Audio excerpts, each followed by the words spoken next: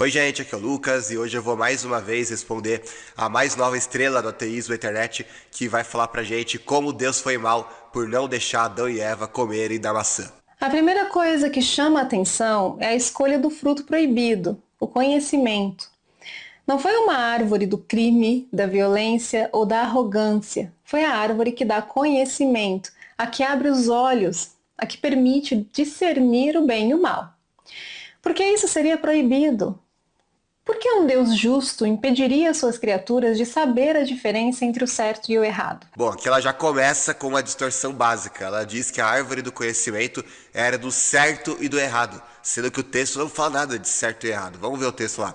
Gênesis 2, 16 e 17. E o Senhor Deus ordenou ao homem: coma livremente de qualquer árvore do jardim, mas não coma da árvore do conhecimento do bem e do mal, porque no dia que dela comer você certamente morrerá. Então veja, não diz que a árvore era do conhecimento do certo e do errado, mas do bem e do mal. Então Adão e Eva já tinham conhecimento do certo e do errado, eles só não tinham conhecimento do bem e do mal, que são coisas diferentes. Eles eram como bebês, por assim dizer, no sentido de não ter maldade. Inclusive o próprio texto vai dizer aqui que o homem e sua mulher viviam nus e não sentiam vergonha. Por quê? Porque eles não tinham malícia, eles não tinham maldade. No entanto, diferente de um bebê, eles sabiam certo e errado. Por quê? Porque eles eram muito mais inteligentes, até mesmo que uma pessoa adulta hoje. Você vê que Adão, ele deu um nome para cada um dos animais que Deus criou. Deus levou para Adão e Adão foi lá e deu o nome para cada um deles. Está ali em Gênesis 2, 19 e 20. Então, obviamente, ele devia ser extremamente inteligente para conseguir memorizar o nome de cada um dos milhares de animais que Deus criou. Então, embora o homem não tivesse malícia no seu coração, ele era cognitivamente muito mais avançado até mesmo que a gente. Então ele sabia o certo e o errado, mesmo não sabendo o bem e o mal. São duas coisas que ela faz uma confusão aqui, o vídeo inteiro ela vai repetir essa mesma confusão. Vamos ver um outro trecho onde ela faz isso. Isso já desmonta aquela ideia de que a desobediência de Adão e Eva foi motivada por maldade. Como poderiam escolher errar se nem sabiam o que era erro? É só depois de comer o fruto que seus olhos se abrem, ou seja, que ganham consciência. Eles não caem, eles despertam. Mas isso se sustenta. Adão e Eva foram proibidos de comer de uma árvore que eles nem compreendiam. Eles não tinham noção do que era certo ou errado, bem ou mal.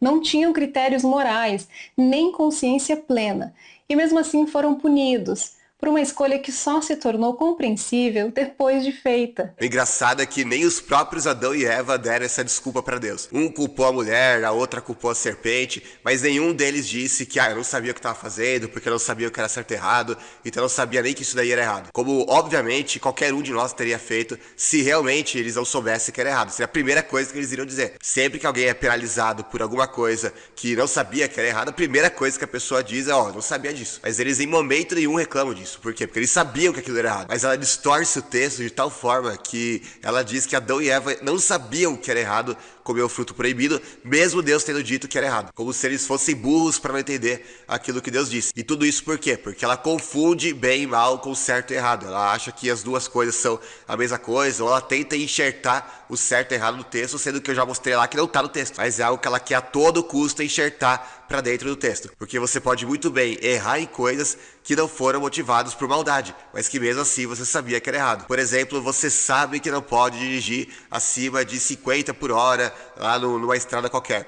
E, no entanto, muitas vezes você está com pressa ou você não está prestando muita atenção e você vai mais rápido que isso. Você fez isso por maldade no seu coração? Será que você diz, é hoje que eu vou atropelar alguém? Não, você não faz isso por maldade. Bom, pelo menos a grande maioria das pessoas. No entanto, você sabe que isso é errado e você faz isso mesmo assim. Então, muitos erros que a gente não comete necessariamente por maldade.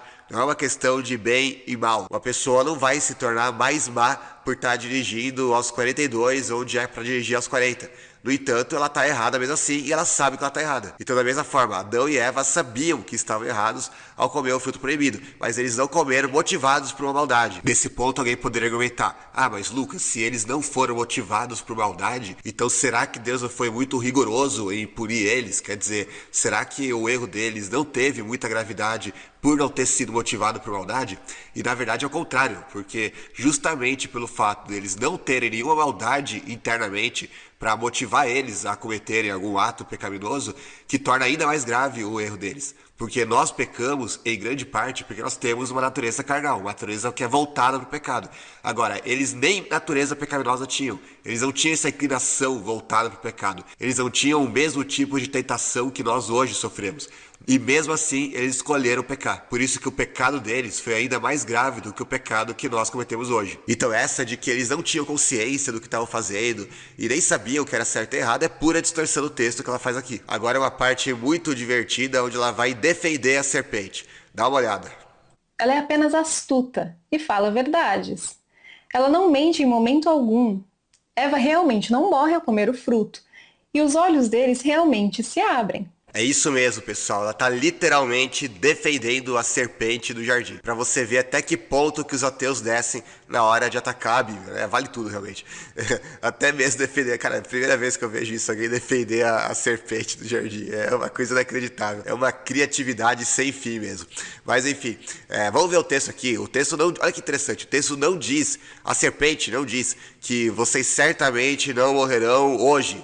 Ou certamente não morrerão no mesmo dia. Não, ela só disse certamente não morrerão. Então a serpente estava falando a verdade aqui? Não, ela mentiu. Porque ela disse que eles não morreriam e Adão e Eva morreram. Ah, mas Adão e Eva nunca existiram, isso daí é uma mitologia bíblica. Bom, se é tudo mitologia, então nem faz sentido falar que a serpente disse a verdade, né? A partir do momento que você discute se a serpente estava falando a verdade ou se ela estava mentindo, você está assumindo a literalidade do texto. Até porque nem faria sentido discutir o texto se você simplesmente assume que nada disso aconteceu. E dentro do texto, ela diz que Adão e Eva não morreriam, e no entanto, no próprio Gênesis você vê Adão e Eva morrendo. Você vai aqui, por exemplo, para Gênesis 5, e você vai ver que Adão viveu ao todo 930 anos e morreu. Então, se Adão morreu e a serpente falou que ele não morreria, então a serpente mentiu ou não? Lógico que mentiu. Mentiu a serpente, mentiu quem defende ela. Agora, vamos dar uma olhada aqui no texto que muita gente já viu usar para tentar defender essa ideia de que não houve uma morte literal. Deus nem estava falando de morte física, porque Deus disse que eles morreriam no mesmo dia, supostamente, a interpretação deles. Porque Deus disse para eles, não coma da árvore do conhecimento do bem e do mal, porque no dia em que dela comer, você certamente morrerá. Então eles interpretam aqui, como está dizendo que no dia em que dela comer, você certamente morrerá, eles interpretam que a morte ocorreria no mesmo dia em que eles comessem. Só que o texto não diz que você certamente morrerá no mesmo dia. Aí, de fato, estaria falando que a morte ocorreria naquele mesmo dia. Mas sim que no dia em que dela comer, você certamente morrerá. Ou seja, no dia que a pessoa comesse do fruto, ela se tornaria passível da morte. Ela se tornaria mortal. Por quê? Porque Deus não criou Adão e Eva para morrer, na intenção de que eles morressem. Ele criou eles para que eles pudessem viver para sempre. Mas a partir do momento em que eles praticam o pecado, que o pecado entra no mundo, aí junto com o pecado entra a morte. Então o que aconteceu no momento em que eles comeram do fruto é que eles saíram de uma condição onde eles poderiam ser imortais para uma condição onde eles seriam de fato mortais, ou seja, onde eles fatalmente morreriam um dia. E não que aquela morte necessariamente ocorreria dentro daquele mesmo dia, como se Deus estivesse dizendo que iria começar a contar um relógio, né, igual naqueles programas de televisão, tempo, e começa a contar 24 horas ali para eles morrerem. Até porque a gente tá morrendo todos os dias, né? Literalmente a gente vai perdendo vitalidade até o dia que a gente vai finalmente dar o nosso último suspiro. Ou seja, a morte, na verdade, ela é um processo. É um processo que começa no momento em que o homem deixa de ser imortal e se torna mortal. Ou seja, ele começa a morrer a partir dali. A gente tem um exemplo muito parecido com isso lá no texto de 1 Reis 2, 36 a 46. Olha que interessante que o texto vai dizer. Depois o rei mandou chamar Simei e lhe disse, construa para você uma casa em Jerusalém. Você morará nela e não poderá ir para nenhum outro lugar. Esteja certo de que no dia em que sair e atravessar o vale de Cedron, você será morto. Ou seja, é o mesmo tipo de construção que você vê lá no texto de Gênesis 2, 16 e 17. Onde é dito que no dia que comer do fruto, você certamente morrerá. E ali também vai dizer que no dia em que Simei saísse e atravessasse o vale de Cedron, ele seria morto. Agora, será que o Simei, ele morreu literalmente naquele mesmo dia em que ele saiu e atravessou o vale de Cedron? O próprio contexto vai dizer que não. Por quê? Porque primeiro ele saiu da casa dele para buscar 2 escravos fugitivos que tinham fugido para fora de Israel, ou seja, com certeza levou vários dias, talvez semanas aí, meses, nessa viagem. Depois de ele recuperar os escravos, ele voltou para a terra dele. Depois que ele voltou para a terra dele, Salomão mandou chamar ele. Depois que ele mandou chamar ele, ele vai julgar ele e vai condenar ele à morte. Então, será que tudo isso aconteceu dentro de 24 horas? Lógico que não, seria impossível que isso acontecesse em 24 horas. Mesmo assim, olha o que Salomão falou para ele: eu não fiz você jurar pelo Senhor e não adverti. No dia em que você for para qualquer outro lugar, esteja certo de que você morrerá. Ou seja, ele usou exatamente aquilo que ele tinha dito para condenar ele à morte, exatamente para aquilo que ele fez. Então, esse no dia em que você for para qualquer outro lugar, esteja certo de que você morrerá, não é no sentido de que ele iria morrer naquele mesmo dia necessariamente, mas sim de que no dia em que ele desobedecesse as ordens do rei, ele estaria passível a sofrer a morte. Seria mais ou menos como se eu dissesse a você que, vamos supor que você estivesse aí desempregado, ou tivesse um emprego muito ruim que você não gosta, e você não tivesse uma formação e tudo mais, e aí eu falasse pra você: no dia em que você se formar, você vai encontrar um emprego bom. Será que alguém entenderia por essa fala minha que eu estava dizendo que no mesmo dia exato em que você se formasse, ou seja, dentro daquele período de 24 horas ali, contando a partir da sua formatura, você necessariamente encontraria um emprego ali naquele dia mesmo? Claro que não, todo mundo naturalmente iria entender que eu estava apenas dizendo que a partir daquele momento a pessoa iria ter as portas abertas para ela, ou seja, a partir daquele momento ela começaria a ser chamada para um emprego.